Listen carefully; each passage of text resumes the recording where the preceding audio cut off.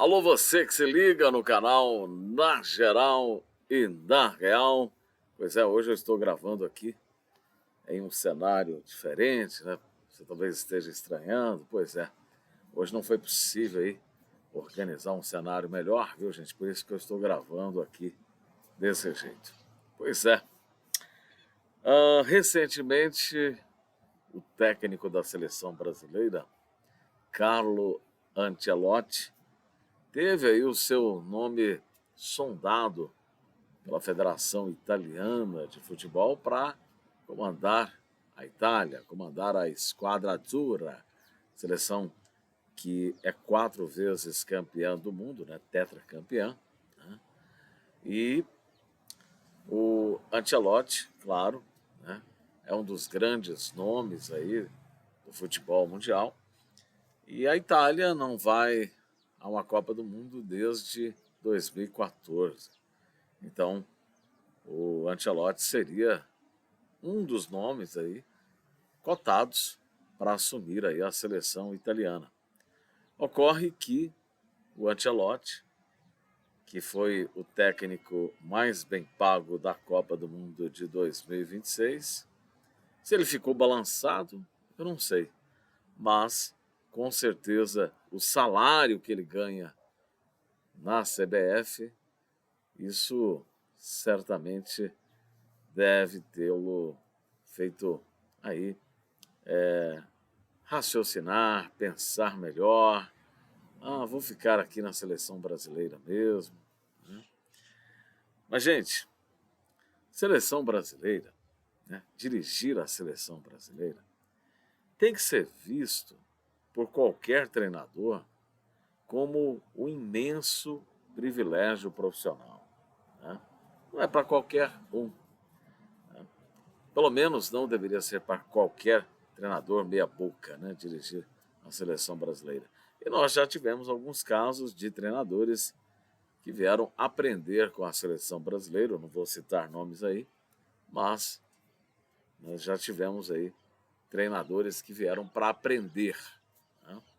E a seleção brasileira não tem esse perfil de um técnico que vem para aprender. O técnico tem que estar, pelo menos, pronto para assumir o cargo. E o Ancelotti, talvez você não se recorde, né? Porque a memória do brasileiro, principalmente do brasileiro, é muito curta. O Ancelotti, quando estava no Real Madrid, teve aquele zum, aquele rumor, aí, enfim, aquela sondagem, e aí, Ancelotti vai ou não vai? E a seleção brasileira ficou aí com um técnico interino, Ramon Menezes, depois veio Fernando Diniz, né? E ambos fizeram trabalhos bem ruins na seleção, na seleção brasileira, temos que reconhecer isso. E finalmente veio o Dorival Júnior. Né?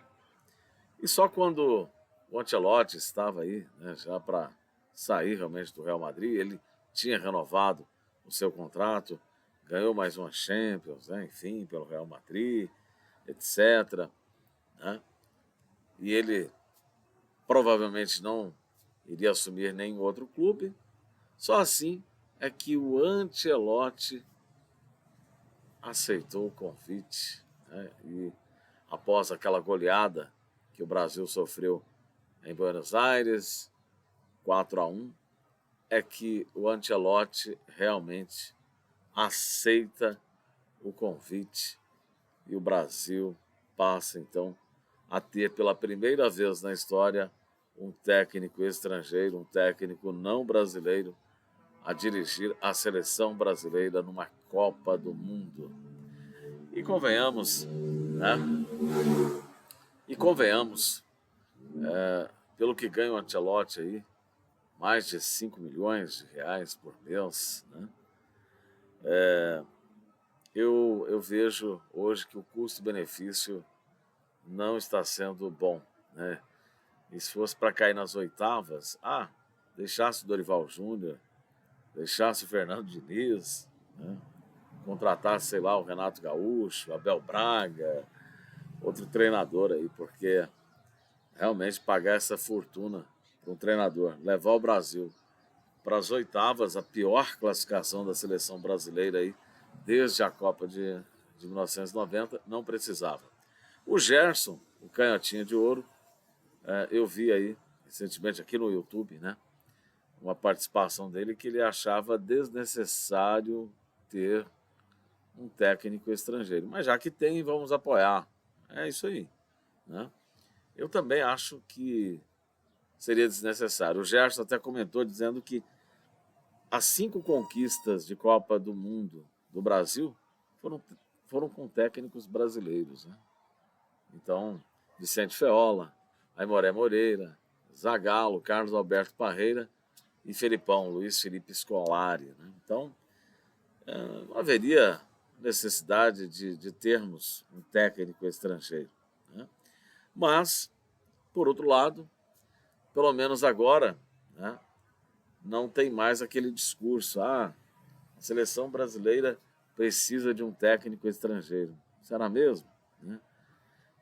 Nem o suposto técnico, melhor técnico do mundo, né, o professor, o mister Carlo Ancelotti, conseguiu dar jeito na seleção brasileira. Não adianta nada você ter um grande técnico se você tem matéria-prima ruim, jogadores medianos, jogadores meia-boca, né? Jogadores que não vão dar conta do recado. Não adianta. O técnico ele pode armar um bom esquema tático, pode ali orientar como que ele quer as jogadas, né? Pode orientar, ok, mas no frigir dos ovos, no final das contas, o que vale mesmo é o jogador em campo, né? O que ele faz em campo. Né? Técnico ganha jogo? Ganha jogo, com certeza ganha jogo. Porém, não é só o técnico, né?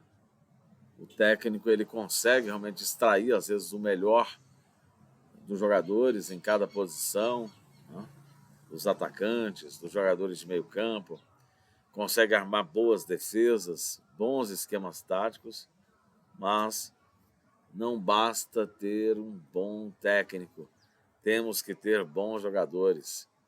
E assim, gente, tá faltando brio, tá faltando aquela vontade, né? Aquele desejo de realmente vestir a camisa da seleção brasileira. Esses jogadores são milionários, né? Eles não criaram mais nenhuma identificação com a torcida, com o povo brasileiro, vão cedo para a Europa, né? Para grandes centros aí do futebol, perdem a ligação que tinham com os clubes, com as torcidas, né, dos clubes, né? E o resultado é que eles são até, entre aspas, estrangeiros, né, para grande parte da torcida brasileira, né? Alguns são meros desconhecidos. Eu duvido para você que alguns jogadores aí da seleção, se eles andarem em qualquer lugar aí no Brasil, né, qualquer avenida movimentada, na Avenida Paulista, né, na Avenida Presidente Vargas, no Rio, né, pode andar aí, né, com certeza, né, esses jogadores passarão despercebidos. Ninguém vai saber assim, quem é fulano? Às vezes se alguém perguntar assim, fizer uma enquete, você sabe quem é aquele ali? Não sei. Vai ser isso que o povo vai responder, né? Porque não existe mais aquele vínculo, né? Aquela ligação entre torcida e jogador, né? São raros os que mantêm alguma ligação com o torcedor brasileiro de fato. Mas eu queria saber a sua opinião.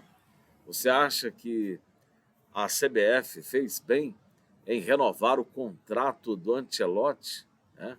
Você sabe que antes de acabar a Copa, antes de iniciar a Copa, o Ancelotti já tinha acertado a renovação.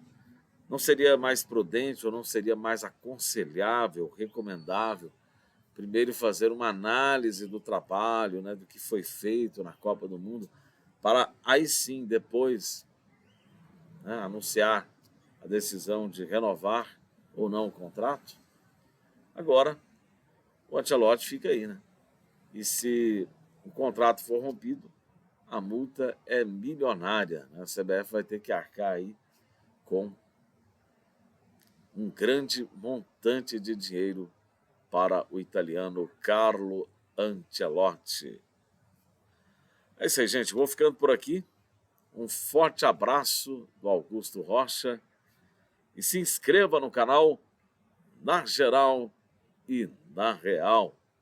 Ative o sininho para receber todas as notificações. É isso aí. Um abraço do tamanho do Brasil. Fui!